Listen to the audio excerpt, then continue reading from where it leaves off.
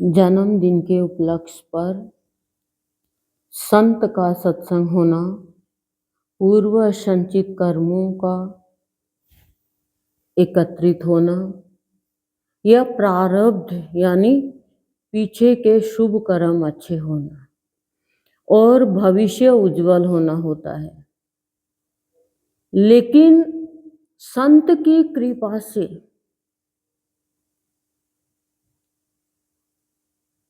और संत के सत्संग के सुख से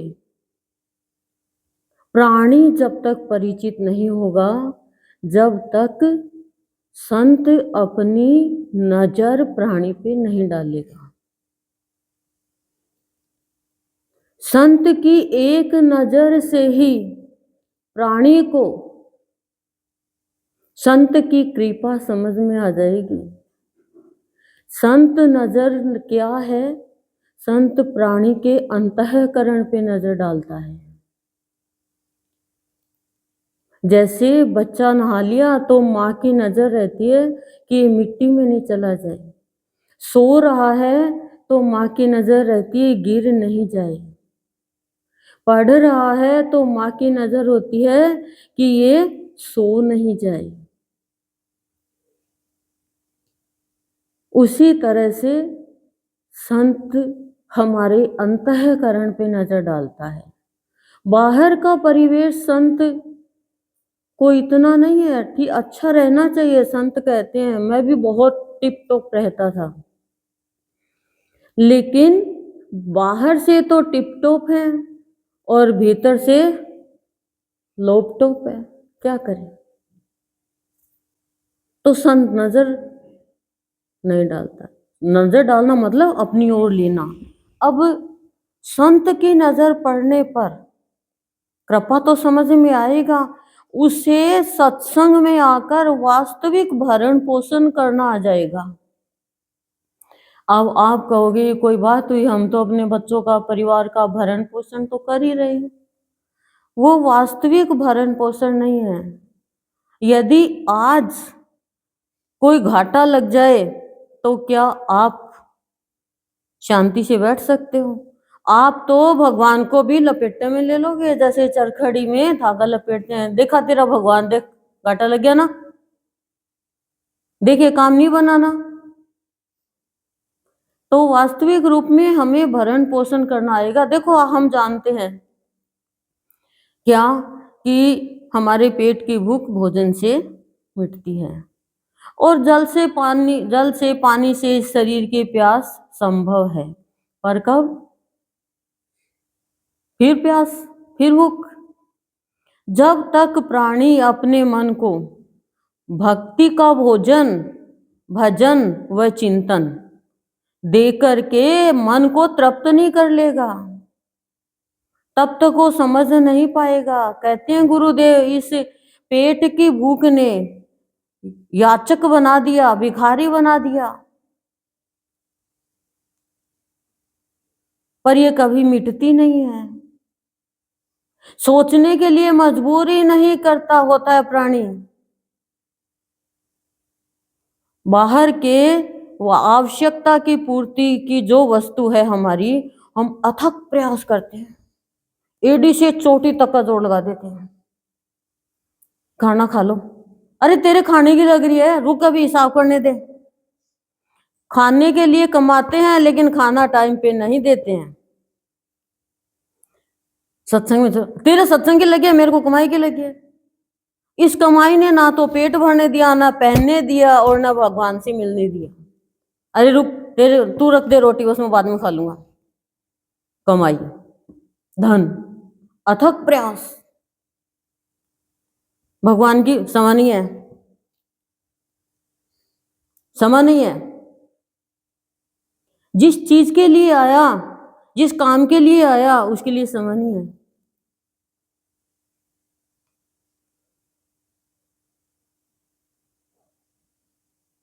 महात्मा बुद्ध एक बार हुए, उनको उनसे वो मिले अनुयायी, बहुत अनुयायी बने उनके।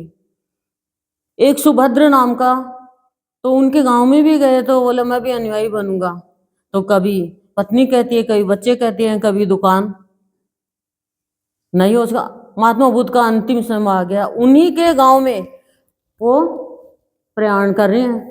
तो उसे पता चला सुभद्र को, वो दौड़ा गया, पत्नी ने कहा उनको, बोला अब बस, दुकान का शटर डाउन किया और भाग के गया। बोला सुभद्र मैं तेरा ही इंतजार कर रहा था। महात्मा बुद्ध ने कहा क्यों? क्योंकि बुद्ध संत की नजर पड़ गई कि ये अनुयायी तो बनेगा, लेकिन अभी इसके रुकावटें आ रही है, रुकावटें आ रही है। बस यही हमारे जीवन में है, यही हमारे जीवन में है। संत बहुत समझाते हैं हमें सत्संग में बुलाकर कि वास्तविक रूप में सत्संग का सुख मिल गया, ये मान के चलो उसका जीवन रतन बन गया। है रतन, पर रतन बन नहीं पाया। कितना प्रयास करते हैं आप बताओ, कहीं पर भी हमें जाना पड़े, कुछ भी करना पड़े हम करेंगे, लेकिन सत्संग का सीधा रास्ता है, भगवान से मिलने का सीधा रास्ता है, पर हम वो नहीं अपनाए। किसी के धन नहीं है, धन के लिए, संतान नहीं है, संतान के लिए, और कोई वस्तु की कमी है उसके लिए, किसी को देख कर भी हम ऐसा कर लेंगे। देखो महात्मा बुद्ध की नजर पड़ी अंगुली माल पे, हिंसा छोड़ दी। नारद की नजर पड़ी रत्नाकर पे, उसने डाका डालना, मर्डर करना छोड़ दिया। नजर पड़ी तो कृपा नहीं समझ में आएगी जब तक नजर नहीं पड़ेगी, और सत्संग के सुख से परिचित भी नहीं हो पाओगे जब तक नजर नहीं पड़ेगी। कितना प्रयास करते हैं हम, आप सुबह खाना बनाते हो, नाश्ता बनाते हो, कितना प्रयास करते हो। सत्संग में आने के लिए आपको क्या प्रयास करना पड़ता है, बल्कि सुंदर सुंदर होना पड़ता है। भीतर से भी सुंदर बनाते हैं भगवान, बाहर से भी। और संत की नजर पड़ जाए क्या पता कब, और कुछ लाना नहीं पड़ता फ्री में, पर फिर भी हम नासमझ है, हमारी समझ खुली नहीं है। कब संत की दृष्टि पड़ेगी और कब हम उसकी कृपा को समझ पाएंगे, कब हमारा प्रयास सत्य की ओर चलेगा, तब हमारे गुरुदेव हमें समझाते हैं। कहते हैं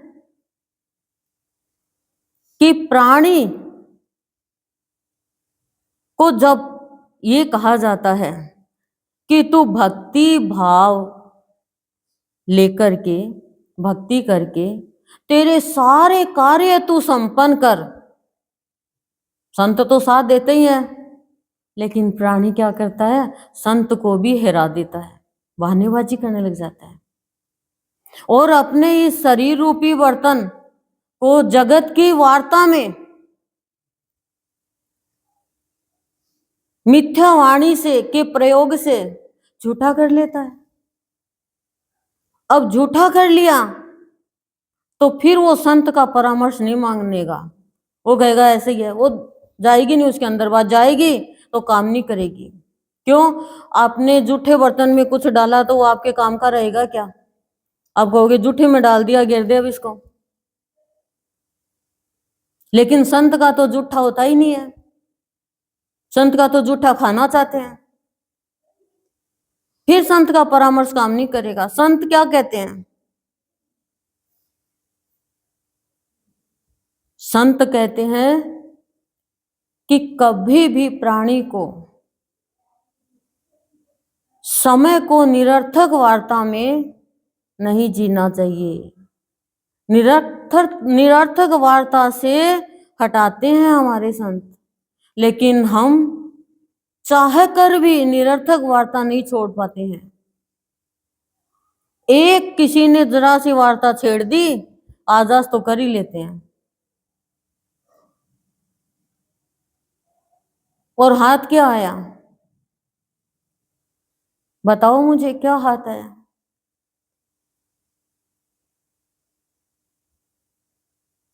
संत तो कहते हैं सच्ची लगन से यदि प्राणी समय को सत्य धर्म में लगाए तो संत की कृपा को समझ पाएगा कि संत उस प्राणी को अभाव छूने भी नहीं देते हैं, कभी किसी कमी की जरूरत भी नहीं होने देते, पूर्ति करते रहते हैं और भावों के झूले में झुला करके उसको जीवन को प्रसन्न वदन बनाते। उसकी प्रसन्नता को कोई खत्म ही नहीं कर सकता, क्योंकि भाव के कारण यानी सतोगुण के कारण प्राणी अपने जीवन में अभाव ले लेता है।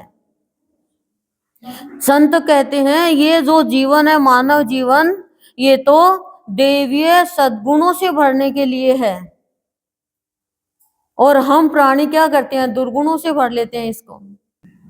संत हमारे गुरुदेव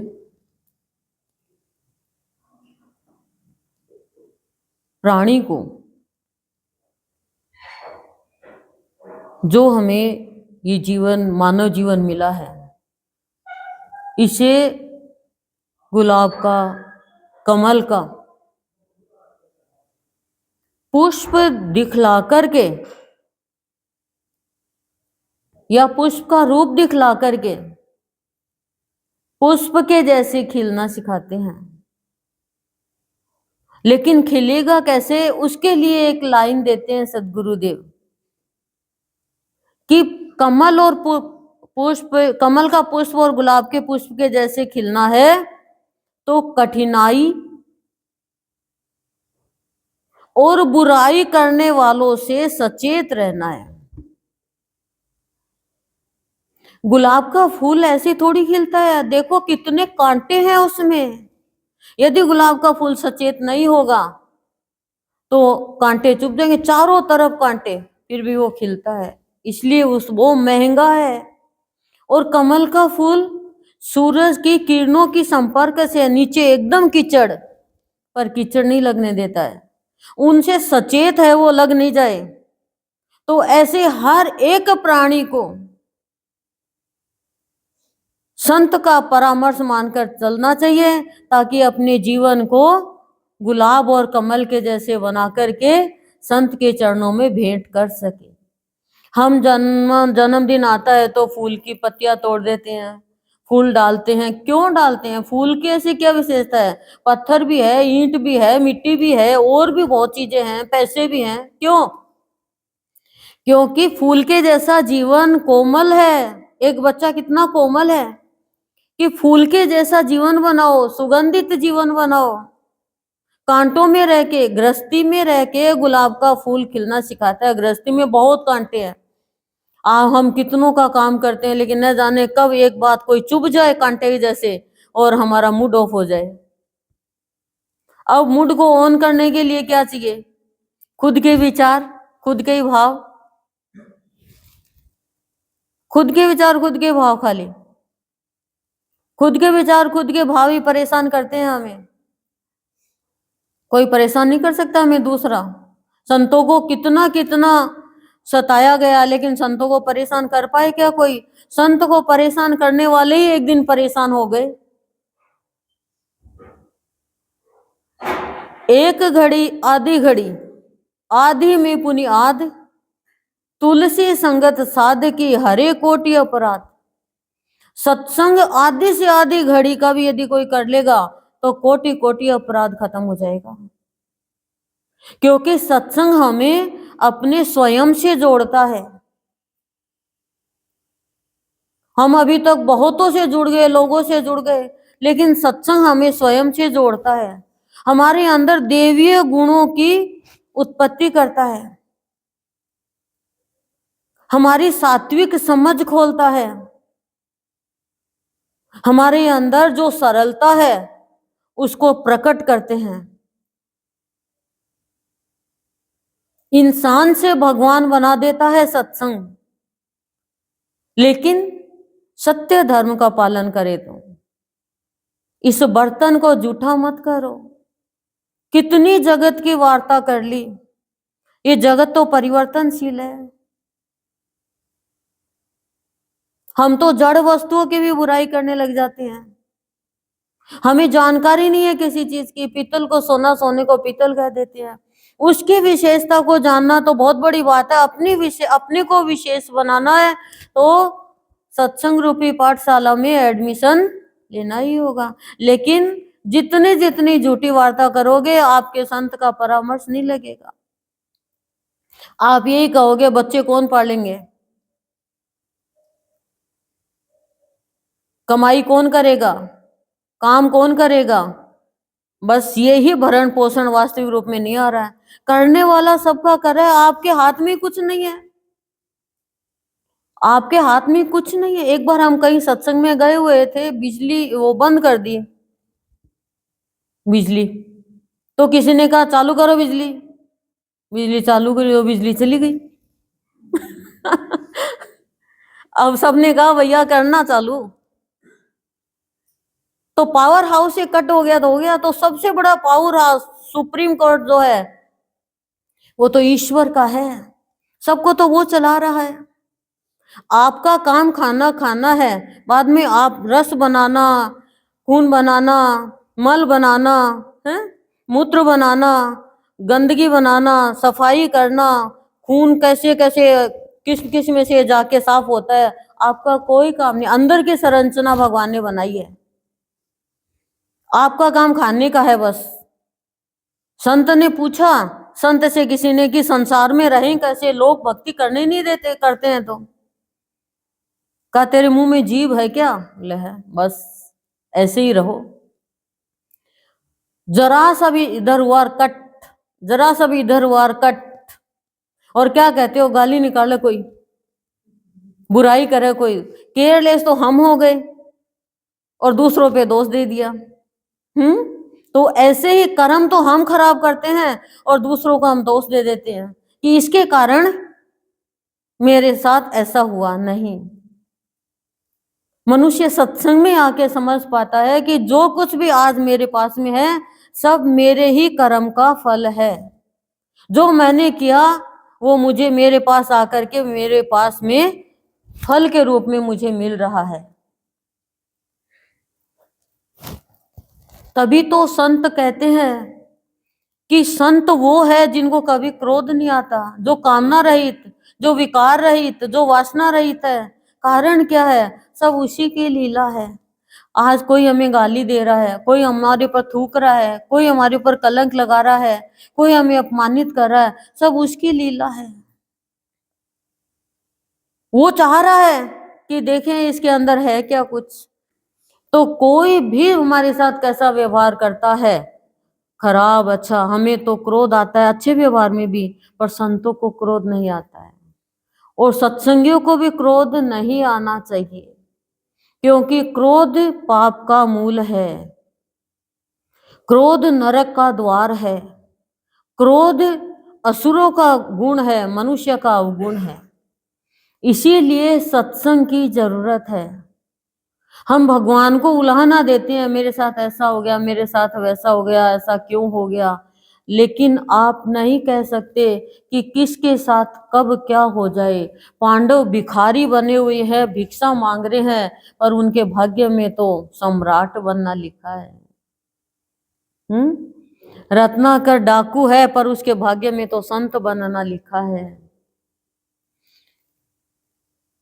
तुलसीदास जी पत्नी के प्यार में कामी है, सीता जी के गुण गाते गाते रत्नावली रत्नावली रत्नावली, और उसके लिए एक रात नहीं रुके, रो 100 के ऊपर बैठ करके चले गए, पर नहीं पता कब वो तुलसीदास बन जाए।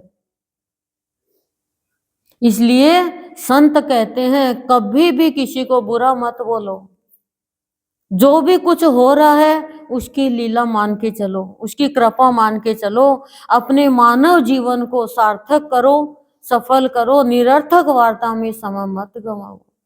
वस्तुओं का, धन का घाटा दिखता है, लेकिन जीवन घटता जा रहा है, एक सेकंड का भरोसा नहीं है, कब उसका बुलावा आ जाएगा और कब हमें जाना पड़ जाए। इसके लिए हमें जीवन में भी कभी घाटा नहीं लगे, घाटे का थप्पड़ नहीं लगे, इसके लिए हमें संत की शरण ग्रहण करके अपने जीवन को समझना चाहिए कि ये जीवन भी एक रतन है, एक हीरा है। इस हीरे को हमें व्यर्थ नहीं गंवाना है। यदि व्यर्थ गंवा दिया तो हीरा जन्म कोड़ी के भाव चला जाएगा। इसलिए आज बच्चे के उपलक्ष्य में सत्संग रखा है, नाम है विवेक। तो बिना सत्संग के विवेक नहीं जगता। नाम तो विवेक रख दिया, पर विवेक का मतलब पता है? क्या बताओ? विवेक का मतलब सत्य असत्य का ज्ञान, अच्छे बुरे का ज्ञान, लाभ हानि का ज्ञान, सबका मतलब ज्ञान होना चाहिए कि ये काम मेरे लिए अच्छा है, ये खराब है। कहते हैं इसमें तो विवेक ही नहीं है, मूर्ख है ये तो नाम के मुताबिक हमारा काम होना चाहिए। लोग राम ही नाम रखते हैं, रावण कोई नहीं रखता। मंथरा के किसी का नाम नहीं है, कौशल्या फिर भी है। आजकल तो कौशल्या नाम रखते ही नहीं है कोई, क्योंकि नाम के मुताबिक प्राणी की राशि भी बनती है, कार्य भी होते हैं। ठीक है, किसी ने कह दिया कैसे कृष्ण, कैसे कंस, रे से राम, रे से रावण राशि के हिसाब से है, लेकिन नाम, प्राणी अपने नाम के लिए मरता है, भगवान के नाम पे मर जाए तो उसका वो नाम कभी मरे ही नहीं, उसका अमर हो जाए। बोलो, हमारा गृहस्थियों का सत्संग है, गृहस्थी में रह के हमें कैसी जीवन यापन करना ये संति सिखाते हैं हम। शांति शांति शांति प्रशांति।